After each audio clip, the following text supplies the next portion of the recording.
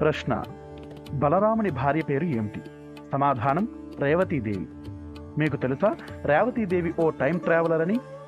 సనాతన కాలమానం ప్రకారం మనం ప్రస్తుతం 7వ మన్వంతరంలో ఉన్నాం.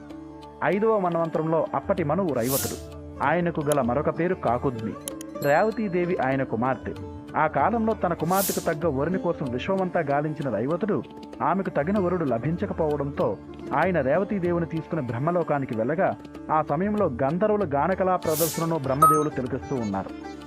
వారు కొంతసేపు ఎదురు చూసి ఆ కళా ప్రదర్శన ముగిశాక బ్రహ్మదేవుణ్ణి కలిశారు.